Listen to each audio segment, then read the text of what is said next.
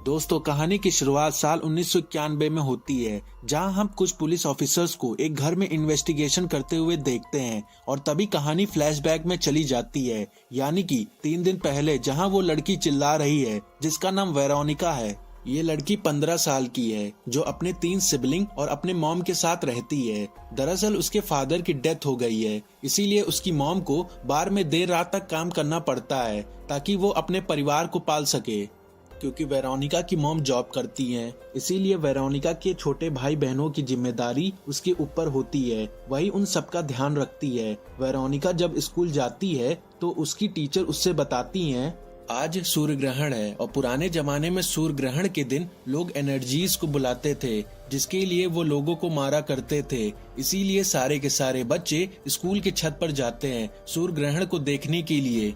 लेकिन वेरोनिका अपने 2 दोस्तों के साथ स्कूल के बेसमेंट में जाती है। इनके पास वीजी बोर्ड होता है। वीजी बोर्ड से आत्माओं को अपनी दुनिया में बुलाया जा सकता है और वेरोनिका अपनी पिता की आत्मा को, जो कि अब इस दुनिया में नहीं रहे, और उसकी दोस्त अपनी बॉयफ्रेंड की आत्मा को, जिसकी डेथ मोटरसाइकिल एक्सीडेंट में हो गई थी, यहाँ पर बुलाना चाहते हैं। ये तीनों वीजी बोर्ड पर एक गिलास रखते हैं और उस पर अपनी उंगलियां रख देते हैं। वहीं बाहर सूर्य ग्रहण लगना शुरू हो जाता है, जिसके कारण वीजी बोर्ड पर रखा हुआ गिलास अपने आप ही गर्म होने लगता है, जिससे वेरोनिका की दोनों दोस्त अपनी अपनी उंगलियों को हटा लेती हैं। लेकिन वेरोनिका अभी भी उस गिलास से अपनी उंगली नहीं हटाती है, जिसके कारण वो गिलास जल के फट जाता है और वेरोनिका का खून वीजी बोर्ड पर गिर जाता है और उस बोर्ड पर आग लग जाती है। वेरोनिका जमीन पर गिरकर कुछ अनाप शनाप बोलने लगती है, जिसे सुनकर वेरोनिका की दोस्त घबरा जाती है और तभी वेरोनिका इतना तेज चिल्लाती है जिसके कारण पूरे बेसमेंट की लाइट अपने आप फट जाती है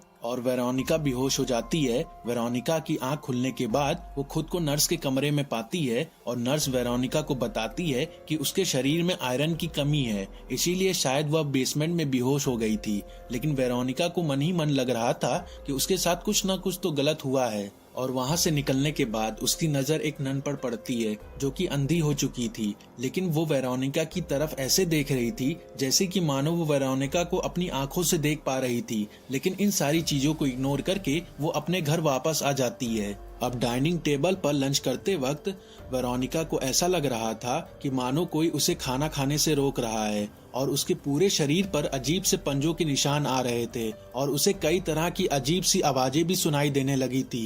वेरोनिका को समझ में नहीं आ रहा था कि अब वो क्या करे। फिर एक दिन जब वो अपने छोटे भाई को नहला रही होती है, तभी उसे बाहर से कुछ आवाज आती है। जब वो बाहर ड्राइंग रूम में जाती है तो देखती है लाइट अपने आप जल बुझ रहा है। इससे पहले वो कुछ समझ पाती, दरवाजा अपने आप बंद हो जाता है। वो किसी तरह से दरवाजा खोलकर वापस अपने भाई के पास आती है जो बाथ टब में बैठा होता है, लेकिन बाथ टब का पानी बहुत ज्यादा गर्म हो जाता है, जिस वजह से वेरोनिका के छोटे भाई को बहुत तकलीफ होती है। वो अपने भाई को बाथ टब से बाहर निकालती है और वो देखती है कि गर्म पानी के वजह से उसके भाई के बॉडी में बहुत सारे रैशेज आ गए हैं। वो अपने भाई से माफी मांगती है, पर उसका भाई उसे कहता है कि इसमें तुम्हारी कोई गलती नहीं है। इसके बाद वेरोनिका अपने कमरे में सोने के लिए चली जाती है और तभी हमें उसके कमरे में एक एंटिटी को दिखाया जाता है जो वेरोनिका को देख रहा होता है। और जब वेरोनिका अगले दिन स्कूल जाती है तो वो अपने दोनों दोस्तों से बात करने की कोशिश करती है,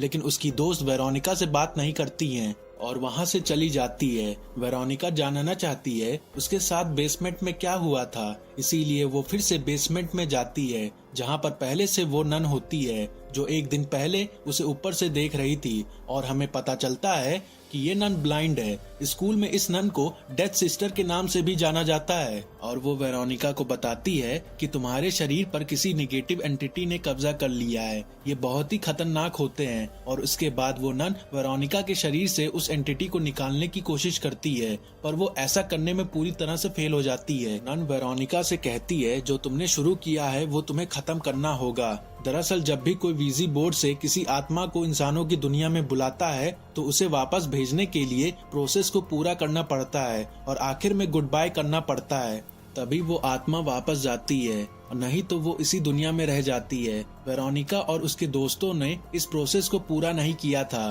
क्योंकि ना तो वेरोनिका और उसके दोस्तों को इस बात का पता होता है और वैसे भी वेरोनिका पहले ही बेहोश हो गई थी। नन वेरोनिका से कहती है कि तुम्हें अपने भाई बहनों का ध्यान रखना होगा। यह सुनने के बाद वेरोनिका को अपने भाई बहनों की चिंता होने लगती है। वो घर आकर हर जगह पवित्र निशानों को ड्रॉ करके लगा देती है ताकि वो बुरी शक्ति से अपने भाई बहनों को बचा सके। उसी रात को जब वो चादर सुखा रही होती है तो वो देखती है कि सामने वाले घर पर एक एंटिटी है। वो डर जाती है और भागकर अपने छोटे भाई के कमरे में आ जाती है, जहाँ पर उसे वो एंटिटी दीवार पर दिखाई देती है। वो एंटिटी अपना हाथ बढ़ाता है और वेरोनिका ने जितने भी पवित्र निशान को लगाया था उन सबको जला देता है और इसके बाद वो उसके भाई पर भी हमला करता है। वेरोनिका डर कर अपने भाई को उठाती है। उसका भाई कहता है कि तुमने मुझ पर हमला किया था। वेरोनिका इस घटना से बुरी तरह से डर जाती है, इसीलिए वो तय करती है कि वो अपने भाई बहनों को अपने साथ सुलाएगी। और तभी उसे एक एंटिटी दिखाई देती है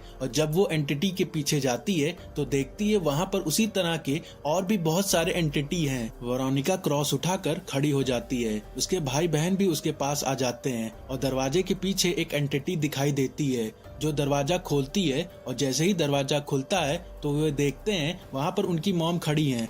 दरअसल ये उनकी मॉम होती हैं जो नाइट शिफ्ट खत्म करके घर वापस आई होती हैं। वो वेरोनिका को ऐसा करने के लिए डांटती हैं। दरअसल उन्हें नहीं पता होता है कि वेरोनिका के साथ क्या हो रहा है। उसी रात वेरोनिका को एक ड्रीम आता है जिसमें वो देखती है कि उसकी बहन उसको काट काट के खा रही होती है और उसका भाई उसका गला दबा रहा होता है। और इन सब से डर कर वेरोनिका जाग जाती है। जब वो अपने बिस्तर से उठती है तो वहाँ पर खून के निशान थे और गद्दे के नीचे बहुत बड़ा काला धब्बा था। ऐसा लग रहा था जैसे वो गद्दा जल चुका हो। तब वो जाकर घर के सारे गद्दे को चेक करती है और सब पर सेम उसी तरह के निशान थे और उस निशान को देखकर ऐसा लग रहा था जैसे किसी इंसान ने उसे जलाने की कोशिश की है। पर यहाँ सबसे अजीब बात यह है कि वो काला निशान किसी एंटिटी को दर्शा रहा था। उसका छोटा भाई वेरोनिका से कहता है उस रात उसके फादर उससे मिलने आए और कहते हैं कि मैं उनको साथ में ले जाऊंगा। यह सुनकर वेरोनिका काफी डर जाती है और वो अपने भाई को समझाती है कि उसे किसी की भी बात मानने की कोई जरूरत नहीं है और वो अपने आंखें और कानों को बंद करके वेरोनिका को बुलाए ताकि वो उसके हेल्प के लिए आ जाए। अब हमें नेक्स्ट सीन में दिखाया जाता है वेरोनिका सिस्टर डेथ से मिलती है और वो उनसे उस एंटिटी से बचने के लिए हेल्प मांगती हैं। सिस्टर वेरोनिका को बताती हैं उस दिन तुम लोगों ने वो प्रोसेस को अधूरा छोड़ दिया था जिसकी वजह से वो एंटिटी यहीं पर रह गई। उन्हें दोबारा से वो प्रोसेस को करना होगा ताकि उस एंटिटी को वापस भेजा जा सके। ये सुनकर वेरोनिका अपने दोस्त के घर जाती है और उससे कहती है कि वो दोबारा प्रोसेस करके उस नेगेटिव एंटिटी को भेज सके। उसकी दोस्त हेल्प करने से मना कर देती है जिसकी वजह से वेरोनिका बहुत दुखी हो जाती है। तब वो डिसाइड करती है इस सारे प्रोसेस को खत्म करने के लिए वो अपनी बहनों की मदद लेगी। उस रात वेरोनिका उस विजी बोर्ड को जोड़कर अपनी बहनों के साथ इस प्रोसेस को स्टार्ट करती है और साथ में वेरोनिका अपने छोटे भाई को घर की दीवारों पर रक्षा कवच बनाने के लिए कहती है, लेकिन गलती से वो इन्वोकेशन सिंबल बना देता है। प्रोसेस स्टार्ट करने के बाद वेरोनिका उस एंटिटी को ये दुनिया छोड़कर जाने के लिए कहती है जिस पर वो एंटिटी मना कर देती है। वो बुक्स को देखकर कई तरीकों से उस एंटिटी को इस दुनिया से भगाने की कोशिश करती है, लेकिन वो फुल फॉर्म में उनके सामने आ जाता है और साथ ही साथ उन लोगों पर अटैक कर देता है।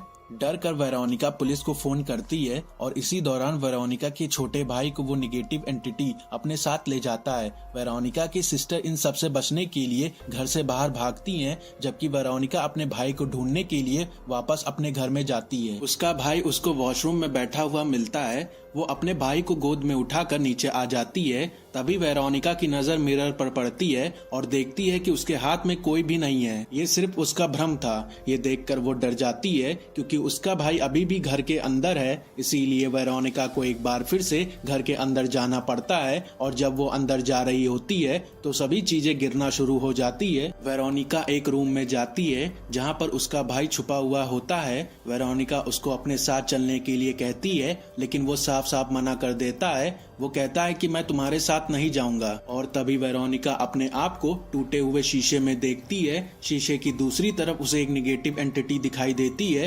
वेरोनिका को समझ में आ जाता है कि इसी एंटिटी ने उसके शरीर पर कब्जा किया हुआ है और आज तक उसके घर में कोई भी प्रॉब्लम हुई है, जितने बार उसके भाई बहनों पर हमला हुआ है वो खुद उसी ने किया है। उसकी पूरी बॉडी उस नेगेटिव एंटिटी के कंट्रोल में है, इसीलिए कभी उसे इस बात का पता नहीं चला, पर वो इस बात को जान चुकी है जब तक वो जिंदा है तब तक उसकी फैमिली सेफ नहीं है। तब वो एक टूटे हुए शीशे की मदद से अपने गले को काटने की कोशिश करती है, लेकिन ऐसा करने से वो एंटिटी उसको रोक देती है। इसी बीच पुलिस भी वहां पर पहुंच जाती है और जो वहां पर हो रहा था पुलिस भी देखकर शॉक्ड हो जाती है, क्योंकि वेरोनिका की आधी बॉडी हवा में फ्लाई कर रही थी और फिर वो बेहोश होकर जमीन पर गिर जाती है। पुलिस वेरोनिका और उसके भाई को घर से बाहर लेकर आते हैं और वेरोनिका को एम्बुलेंस में लेकर जाते हैं। पुलिस ऑफिसर आसपास की गिरी हुई चीजों को देखते हैं, फिर उनकी नजर वेरोनिका के एक पिक्चर पर पड़ती है जो अचानक से जल जाती है और तभी उन्हें इस बात की न्यूज मिलती है